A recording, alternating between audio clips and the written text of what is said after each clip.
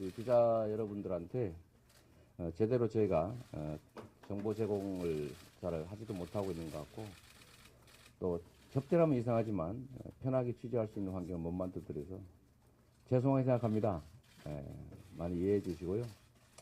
저희가 부족한 게 많지만 최선을 다하도록 하겠습니다. 네, 준비된 기자회견문을 먼저 낭독하도록 하겠습니다. 자, 이한주 교수님도 이리 오시죠. 우리 정책 총괄하고 계시는 우리 가천대 우리 이한주 교수님이십니다. 네, 같이 좀 이한주 교수님입니다. 네, 가천대. 네.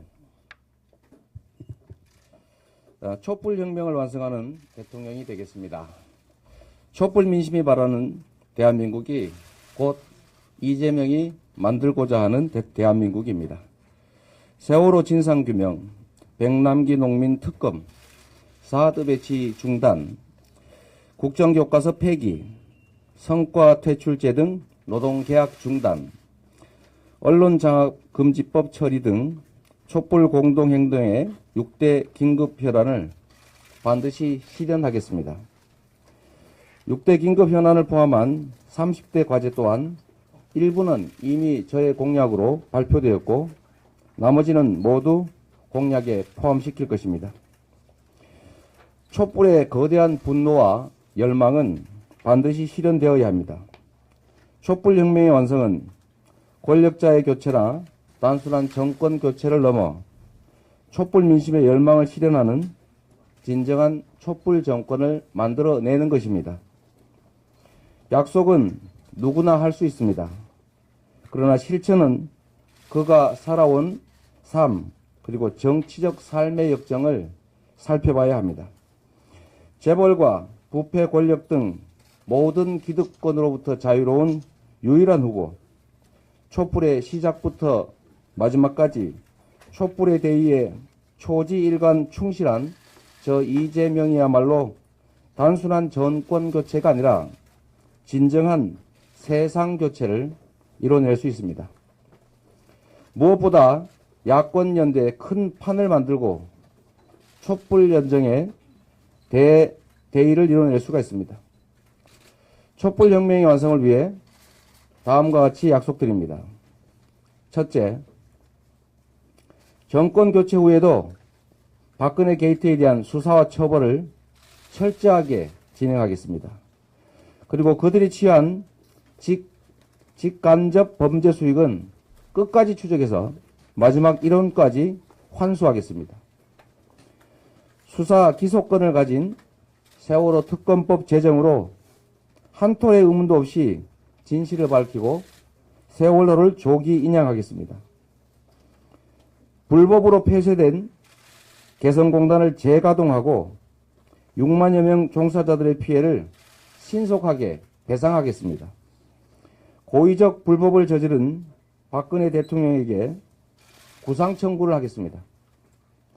금강산 관광과 이산가족 상봉을 신속히 추진하겠습니다. 넷째, 문화예술인들의 명예를 회복시켜 창의와 자유가 넘치는 매력적인 사회를 만들겠습니다. 인간의 기본권인 양심과 자유, 양심의 자유, 표현의 자유, 그리고 문화예술의 자유를 침해한 블랙리스트는 최악의 범죄 행위입니다.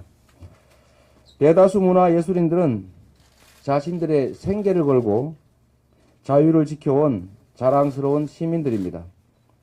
이 자리를 빌려 문화예술인들에게 진심으로 존경과 지지의 마음을 보냅니다.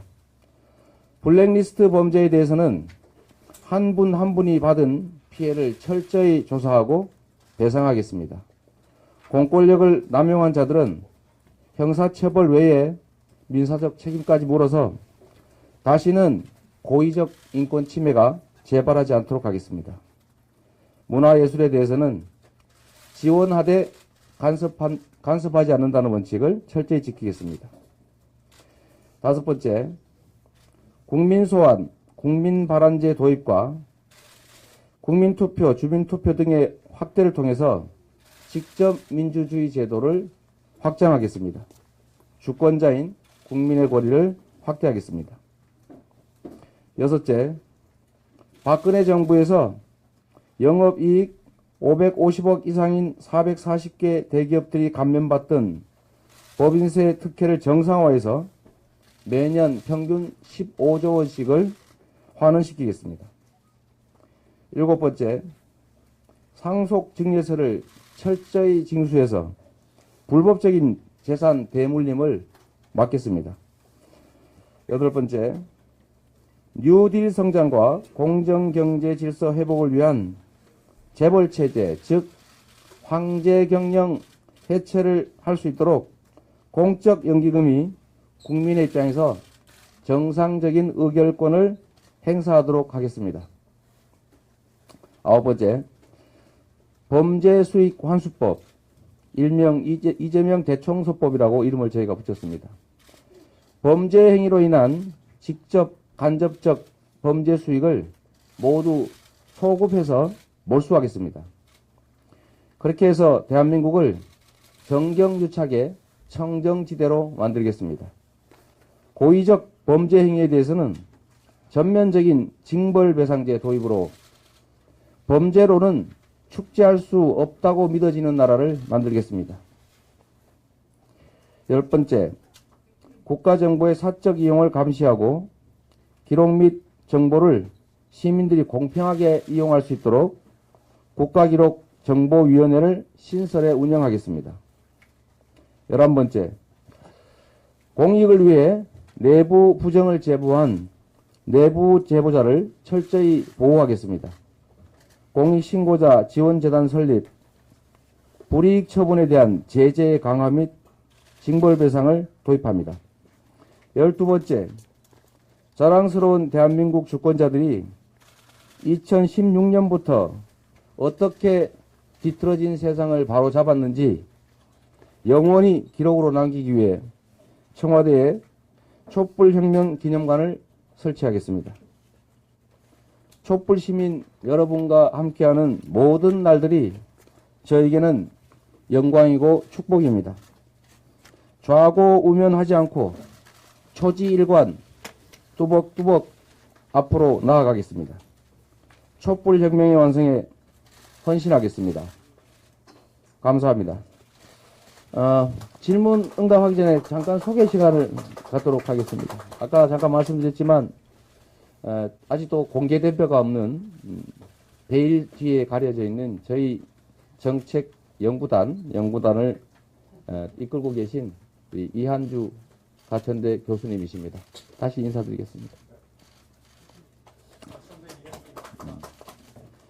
힘없고 어려울 때 함께해 주신 귀한 의원들이십니다. 우리 유승희 삼선 의원이십니다. 감사합니다. 우리 기자분들은 원래 박수 못 치니까 참여한 사람들 박수 열심히 쳐주세요. 그래 분위기가 살지. 네? 네. 그리고 잘 아시는 바와 같이 주빌리 은행을 함께 해왔던 재윤경 비례대표 국회의원이십니다. 네. 수원 8달 지역에서 처음으로 이겨보신 우리 야권 국회의원이십니다. 김영진 국회의원이십니다. 네, 간단한 질문 응답 시간을 갖도록 하겠습니다. 저는 많이 물어보셔도 됩니다. 손을 드시면 마이크를 갖다 드리도록 하겠습니다.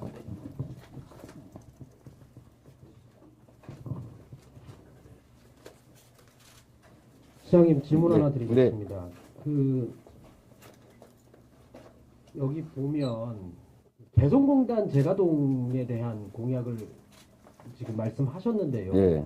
지금 사실 김정남 피살 때문에 북한에 대한 어떤 국제사회 인식도 좋지 않고 지금 개성공단이 어차피 운영이 된다면 우리 쪽에도 어떤 이익이 있겠지만 북한에도 들어가는 이익이 있단 말입니다. 지금 네. 이런 부분에 대해서 굉장히 좀 민감한 시기인데 그런 부분은 또 어떻게 감안하시고 말씀하신 건지 듣고 싶습니다. 남북 간의 대화와 교류 또 경제 협력은 정치와 분리한다 또는 군사와 경제는 분리한다라고 하는 게 남북 대화의 중요한 원칙입니다. 특히 개성공단은 법적 근거도 없이 대통령이 일방적으로 불법적으로 폐쇄했기 때문에 그야말로 법과 질서를 회복한다는 차원에서도 신속히 원상 회복되는 게 맞습니다. 또 그로 인해서 우리 국민들이 또 개성공단 관련자들이 입은 피해가 너무나 큽니다. 그리고 국제적 신인도에 있어서도 최소한 1국이 국가의 법으로 정한 것은 지킬 것이다 라고 믿고 그야말로 투자하고 또 국가 간 신뢰가 가능해지는데, 국가가 스스로 정한 법까지 그것도 절차도 지키지 않고 일방적으로 어기는 게 일상화되면, 또 그것들이 또 잘못됐을 경우에도 신속하게 복귀되지 않으면 국제적으로 신인도를 갖기가 어렵습니다. 개성공단 문제는 그게 남북교류협력법상 아무런 법적 근거도 없이 불법으로 또 정부의 강권에 의해서 일방적으로 폐쇄됐기 때문에 복구하는 것이 원칙적으로 맞습니다. 그리고 그것이 지금 최근에 현재 상황과 약간 어긋나는 면이 있다고 할지라도 그것조차도 대한민국의 평화와 안정, 또 남북 간의 교류와 소통을 통한 군사적 긴장과 대결의 완화라고 하는 측면에서 필요한 일이기 때문에, 필요한 일은 약간의 상황 변화가 있더라도 한다라는 점에서 저는 오늘 이 얘기를 포함시킨 것이고, 이미 김정남 피살 사건 이전에도 수차례 얘기한 것이기 때문에 정리해서 오늘 말씀드린 겁니다. 국가의 정책이라고 하는 것이 그야말로 잔물결, 작은 변화 때문에 수시로 이리 왔다 저리 왔다 이렇게 변경하게 되면 그거야말로 안정성을 해치는, 또 신뢰를 해치는, 또 국가의 권위, 즉 요즘 많이 유행하는 소위 국격을 훼손하는 일이기 때문에 저는 약간의 변화가 있다고 하더라도 그냥 해야 된다고 생각합니다. 네, 또 혹시 네, 말씀하시죠. 여기 마이크 가죠. 네. 손 들어주세요. 마이크 전달을. 그 법인세나 상속 증여세 철저하게 징수한다고 말씀하셨는데 그 국회부터 먼저 설득해야 될 걸로 네. 생각이 되는데 그런 보관이 있으신지, 그 다음에 그런 기득권들의 저항이 커서 쉽지 않을 것 같은데 또 이거에 대한 대책이 있으신지 네. 궁금합니다. 우리가 불공정하고 불평등한 나라를 공정하고 평등한 나라로, 그래서 기회가 넘쳐나서 모든 국민이 희망과 꿈을 갖고 살아갈 수 있는 나라, 그리고 국가의 모든 자원과 기회가 제대로 활용되는, 그래서 국가가 발전하는 나라를 만들기 위해서는 이 불평등한 구조, 불공정한 구조로 이익을 보고 있는 세력 또는 사람들의 저항을 넘어서야 합니다.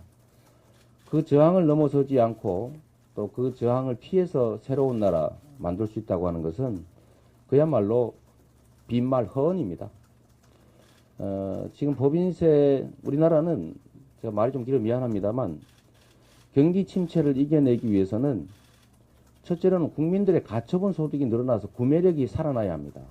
소위 내수 경기 침체가 이번 경기 침체의 주요 원인 중에 하나이기 때문에 내수 경기를 살려야 하고, 내수 경기를 살리기 위해서는 국민들의 가처분 소득이 늘어나야 하고, 국민들의 가처분 소득을 늘리기 위해서는 그야말로 노동 분배율, 노동자들의 몫을 늘리는 것에 더해서 조세를 통한 재분배, 즉 고액 소득자, 고수익 기업들에 대한 증세와 복지의 확대가 필수적입니다. 그것 없이는 유효 수요를 늘려서 경제를 살릴 수가 없습니다. 그런데 국가의 복지 확대, 즉 국민의 가처분 소득을 늘리는 방법으로는 결국 비정상적으로 낮아진 법인세를 정상화해서 공평과세 원칙으로 최대한 되돌아가야 된다는 겁니다. 당연히 10억 이상, 저희가 계획한 대로 10억 이상 초고소득자 6,000명에게 12% 정도의 증세, 새로운 과세 구간을 만들어내면 2조 4천억 정도가 생겨나고, 10억 이상에 대해서만 했을 때 또 440개 기업으로 추정되는 500억 이상의 법인소득 영업이익자에게 8% 증세를 하면 15조 원이 생겨나게 됩니다. 이건 당연히 이 증세 또는 뭐 법인세 정상화로 손실을 입게 될 거대한 경제 권력, 우리 사회 소위 기득권자들의 저항이 반드시 수반됩니다. 이 저항을 이겨내는 것이 바로 능력이고 또 그것이 국민의 뜻이기 때문에 저는 국민의 힘을 빌어서 이 문제를 돌파하려고 합니다.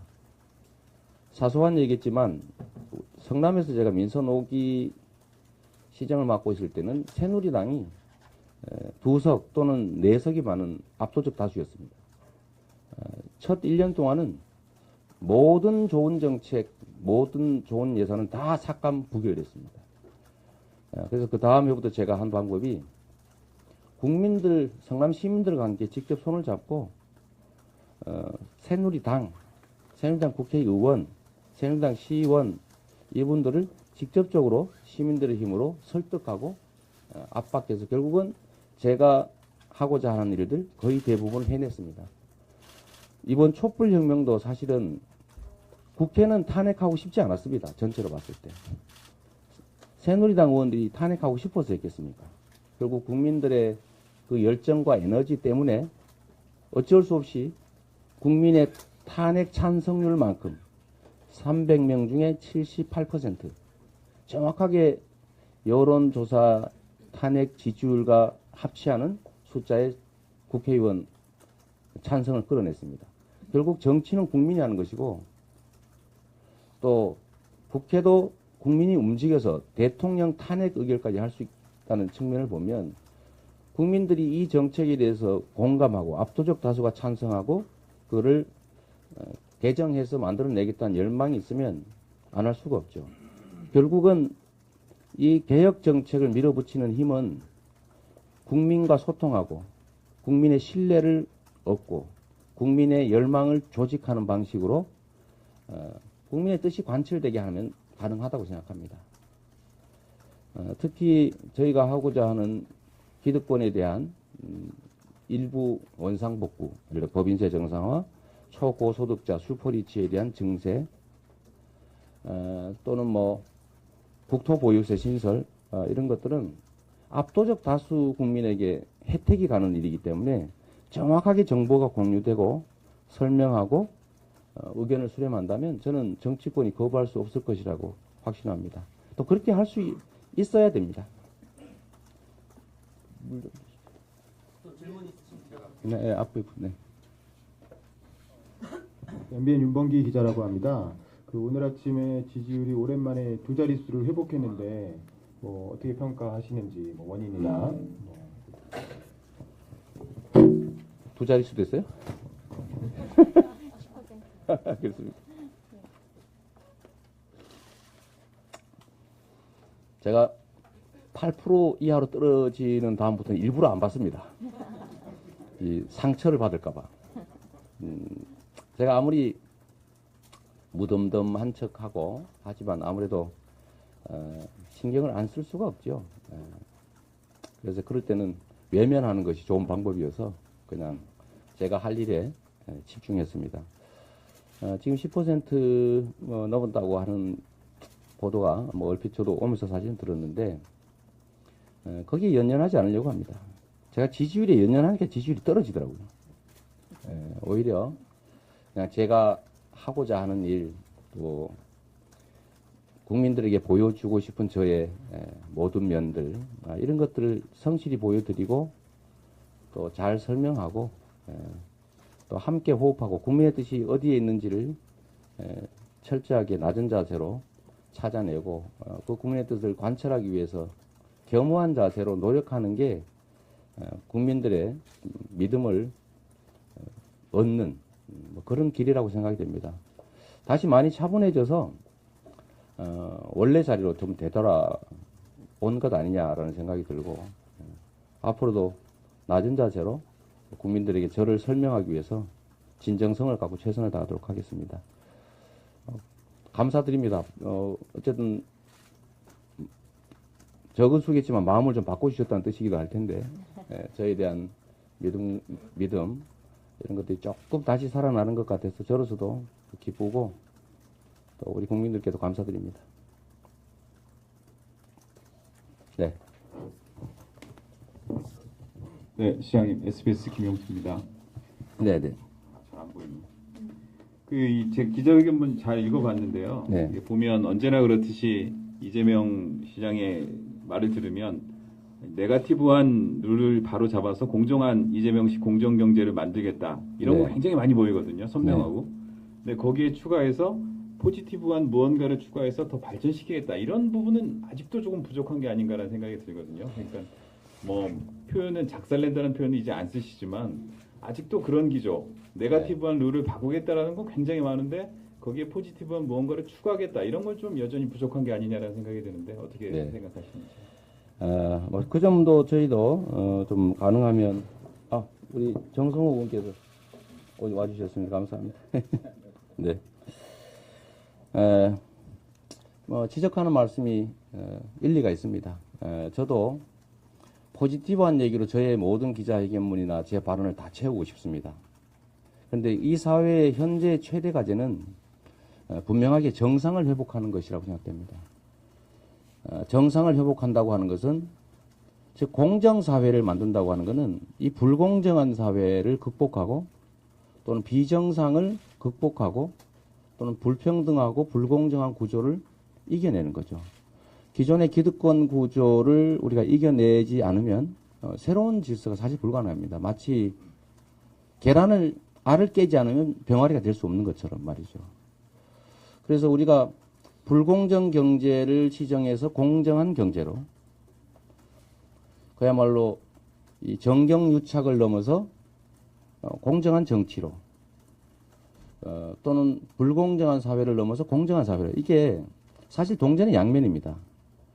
그런데 정치인들은 원래는 네거티브한 좀 부정적인 얘기를 안 하는 게 좋죠. 뭐든지 미래지향적이고 좋은 얘기만 하면 좋은데 그게 일면 저는 책임 회피라고 보기 때문에 그렇습니다. 우리 사회의 가장 큰 과제는 비정상을 극복하는 겁니다. 불공정하고 불합리하고 불법적인 그야말로 어두운 구질서 체제를 극복하고 공정하고 합법적이고 합리적이고 상식적인 그런 새 질서, 정상적인 질서로 가는 거죠. 이 정상적인 질서 속에서 어떤 방법으로 더 나은 세계를 만들 것이냐를 고민할 수 있는 단계로 만드는 게 지금의 과제 같습니다. 저도 거기에 집중하고 싶어요.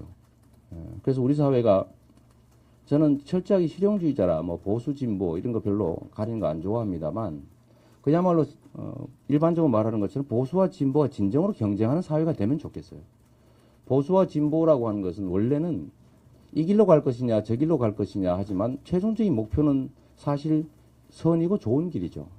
그건 언제든지 타협하고 조정하고 또 뭐 나를 포기하고 수용할 수도 있는 영역의 것인데 불행하게도 지금은 온 국민이 촛불을 들고 길에서 싸워야 할 만큼 비정상이 횡행하고 그야말로 도저히 눈뜨고 볼 수 없는 심각한 정경유착 또는 경제 기득권자들의 횡포 또 정치 부패 세력들의 그야말로 반민주적 행위 이런 것들을 정비하는 것이 주요 과제이기 때문에 그렇습니다. 그래서 저는 부정이 부정으로 끝나는 게 아니라 부정에 정이 붙어 있죠. 그래서 양면으로 저는 이렇게 얘기하는 겁니다. 그래서 앞으로는 좀 순서를 좀 바꾸기로 했어요. 그래서 가능하면 이런 나라를 만들기 위해서 이걸 고쳐야 됩니다. 이렇게 지금까지 주로 이런 걸 고쳐서 이렇게 만들어야 됩니다 했더니 앞에 게 먼저 눈에 띄었던 것 같아요. 여전히 그게 남아있는 것 같습니다. 제가 오늘 지적을 듣고 보니까 그 지적을 제가 겸허히 좀 받아들여서요. 제가 마음먹은 것들을 좀 더 실현하도록 하겠습니다. 앞으로는 이런 사회를 만들기 위해서 이런 부분을 고쳐야 한다. 이렇게. 감사합니다. 네. 오늘 최초 원고에 보면 대연정이라는 표현이 있었는데, 네. 근데 이제 그 표현을 이제 바꿔서 말씀을 하셨는데요. 네. 그 시장님께서 생각하는 촛불 연정의 범위, 방식에 대해서 좀 듣고 싶고요. 네. 그리고 지금 특검 연장안에 대해서 이제 황교안 총리가 입장을 밝히지 않고 있고 그 문제를 이제 지금 국회에서 처리하는 것도 그 당 하나가 반대를 하니까 굉장히 어려워지고 있는 상황인데 이 부분을 촛불 연정을 통해서 어떻게 앞으로 극복해 나가실 건지 좀 답변 부탁드립니다.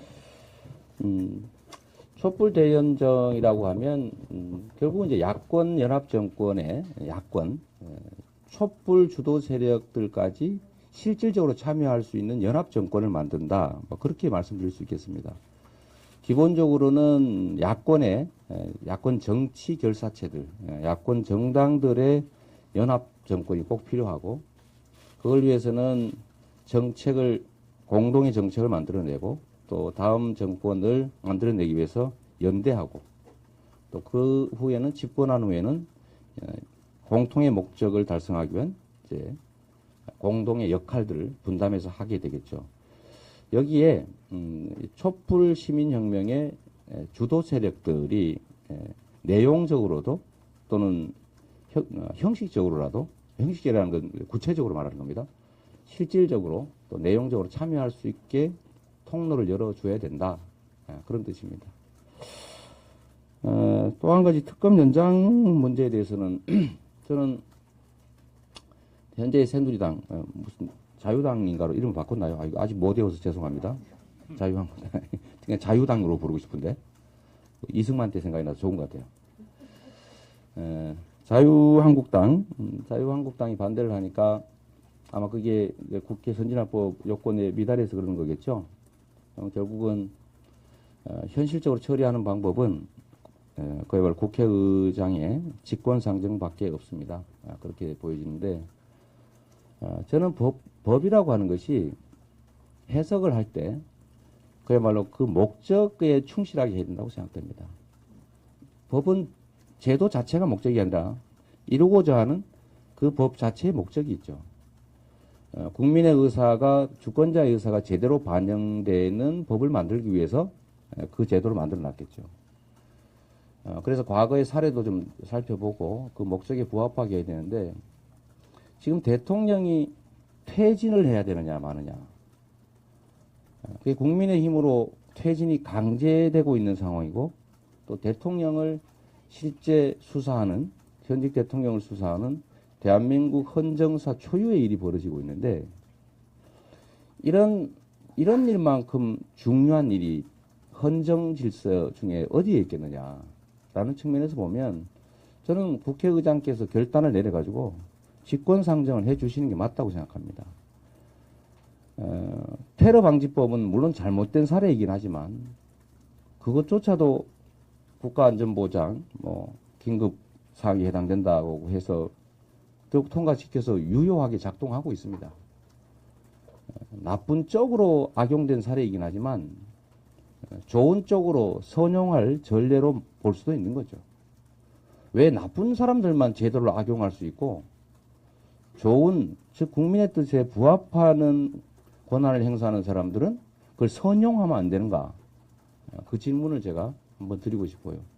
그래서 국회의장님께서 결단을 내서 국민의 뜻을 존중하고, 국회도 국민의 뜻을 받들어서 집행하기 위해 있는 대리기구니까 특검 연장안에 대해서 직권상정 하시는 게 그야말로 촛불혁명의 대의에 부합하는 국회의장의 헌법상 의무다, 국민에 대해서 지고 있는 책무다라고 생각합니다.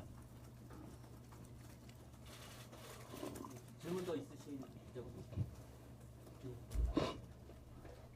이거 자리가 부족하군요. 줄을 더 해야 되겠네요.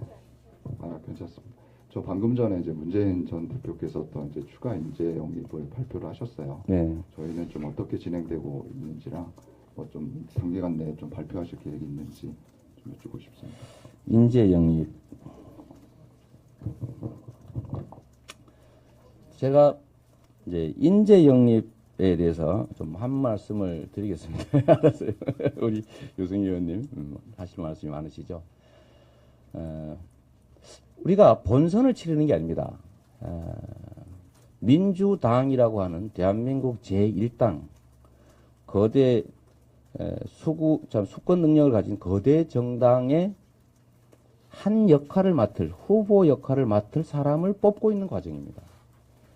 그리고 후보가 되면 당의 자원과 역량, 인물, 또 우리 모든 예비 후보들이 가지고 있는 인적 자원들을 포괄해서 모두에게 기회를 주고 당의 입지를 고려해서 당의 요구를 받아들여서 인재를 만들어야죠.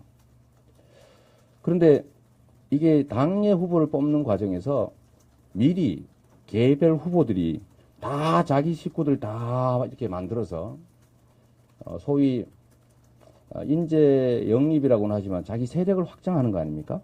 뭐 나쁘지 않지요. 그러나 그것이 마치 후보가 됐을 때 당에 있는 자원들과 충돌하게 될 때, 부딪히게 될 때 과연 어떤 현상이 벌어질지를 생각해 볼 필요가 있습니다. 그래서 당의 후보를 선정할 때는 그 후보 개인의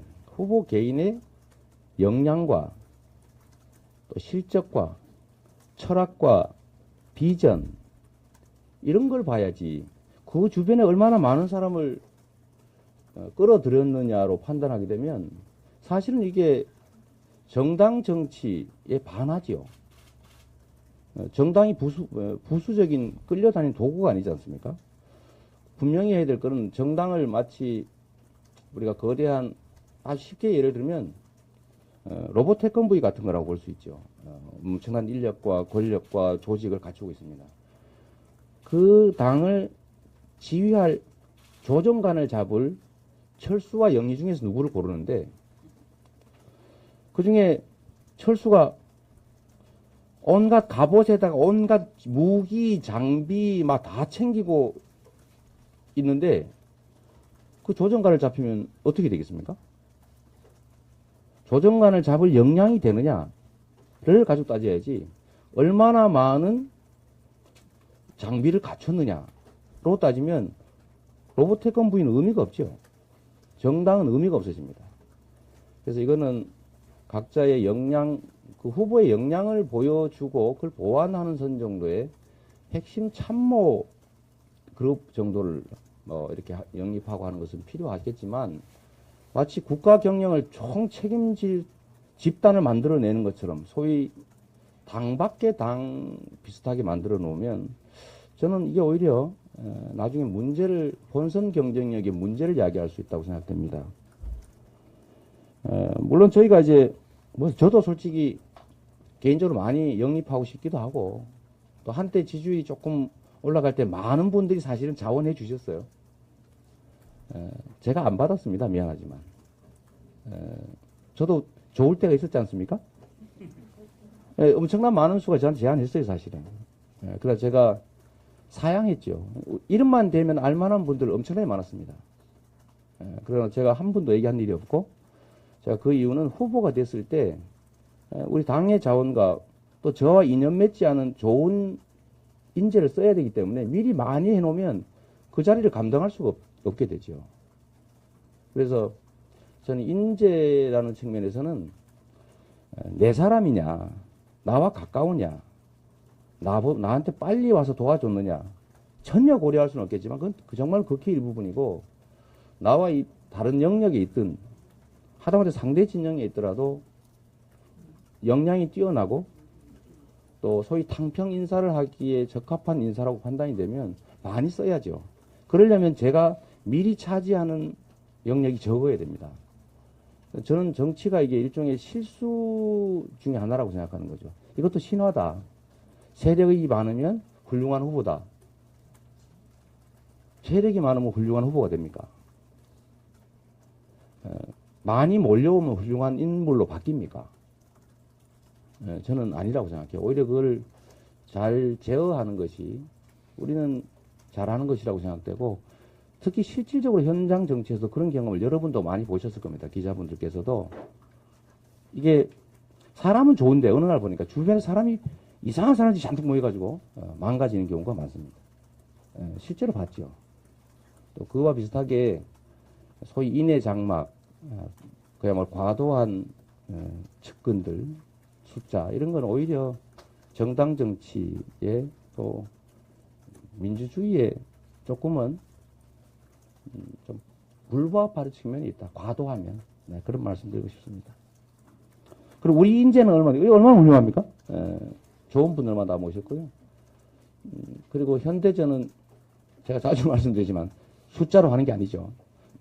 현대전은 스마트하게 하는 겁니다. 스마트하게. 당 중심으로. 특히 대한민국은 민주공화국이고 정당 정치를 하는 곳이니까 당 중심으로 선거를 치르기 위해서 자신의 것을 조금씩 내려놔야죠, 오히려. 네. 뭐 촛불혁명 공약서 인재 영입 지지율까지 많은 질문 들어봤는데요. 배석하신 의원님 교수님들 중에서 한 말씀 좀 그럴까요? 보완해서 한 말씀 하시죠. 한 말씀 하시죠. 좌장께서 한 말씀 하시겠습니다. 좌장은 저 그냥 심부름꾼입니다. 후보께서도 말씀하셨지만은 국가를 지도할, 아니 국가를 경영할 대통령 후보 본인의 역량과 자질, 가치와 비전, 이게 가장 중요한 겁니다. 공약도 사실 지금 여러분들이 많이 공약을 내세우지만은 그 공약들 솔직히 말씀드리면 똑똑한 사람 두세 명이 하루 이틀만 하면 다 만들 수 있는 공약입니다. 다 나와 있는 겁니다. 그러나 그 공약을 과연 어떠한 프로세스를 거쳐갖고 어떻게 실천할 건지, 실천할 의지가 있는지 그 공약을 또는 정책을 확실히 내가 내재화해갖고 나의 것으로 만들어갖고 또 상대 진영과 또 국민들을 설득해갖고 성과를 낼 수 있는지 이런 것들이 중요한 것 같습니다. 우리가 과거 박근혜 대통령 같은 경우도 얼마나 많은 세력, 얼마나 많은 좋은 공약들을 내세웠습니까? 그러나 그 많은 좋은 사람들, 그 많은 공약들 다 어디로 갔습니까? 중요한 게 후보, 대통령 본인의 자질과 능력, 도덕성, 그의 가치입니다. 그런 면에서 지금 우리 당의 그 경선 과정이 매우 부족한 점이 많다고 봅니다. 국민들에게 후보들이 어떠한 능력을 갖고 있는지, 어떠한 가치를 갖고 있는지를 보여줄 수 있는 그런 장들을 빨리 만드는 게 시급합니다.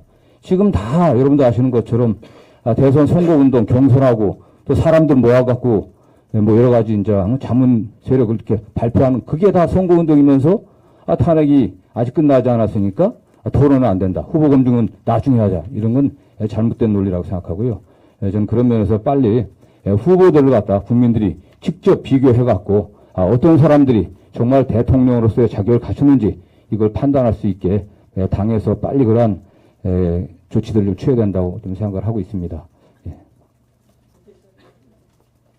좀 전에 정성호 의원님 말씀하신 데 덧붙이자면 이 탄핵 국면이기 때문에 후보자 간의 직접 토론회가 정말 절실합니다. 우리 당의 경선 주자들이 바로 우리 당의 지금 스피커입니다. 그렇기 때문에 이 탄핵을 더 국민의 촛불 민심에 따라서 확실하게 인용할 수 있는 그런 자신감을 불러일으키고 또 그런 촛불 민심의 열기를 더욱더 모아 나가기 위해서라도 이득과 불이익을 따지지 말고 후보자 간의 경선 과정에 있어서의 열띤 토론회를 빨리 조속히 열 것을 촉구드립니다. 그리고 아울러서 후보자 검증이 진짜 굉장히 절실합니다. 그런 측면에서 봤을 때는 지금 공정사회 건설을 위해서 지금 수많은 이런 적폐, 그동안 수십 년 동안 쌓아진 그런 적폐를 청산할 수 있는 적임자가 누구인가라고 하는 것에 대해서는 반드시 검증 절차가 필요합니다. 그러기 위해서는 후보자 검증위원회 설치도 촉구하는 바입니다. 이상입니다.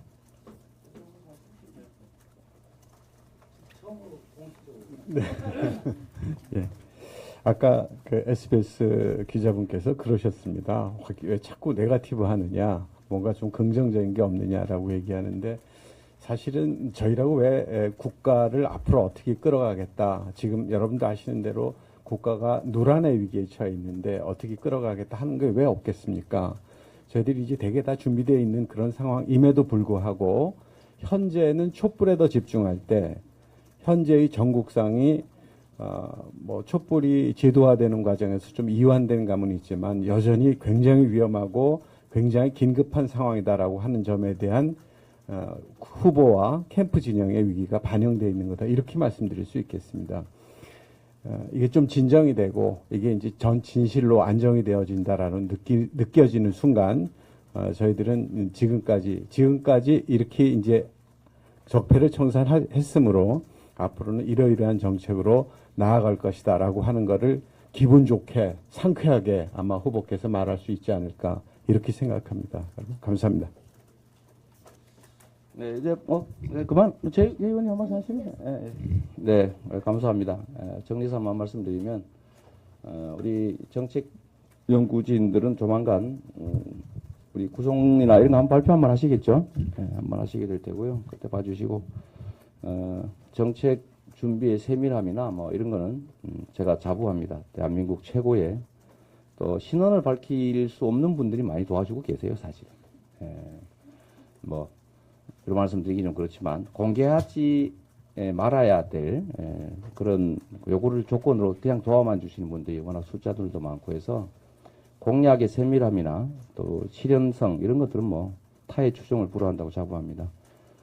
그리고 우리 표현의 방식이 좀 그래서 그렇지 뭐 미래 전략에 관한 얘기도 다 사실 포함되어 있습니다. 순서를 좀 바꾸는 바람에 또 강조점을 과거 청산에 좀 많이 찍다 보니까 그렇게 됐으니까요.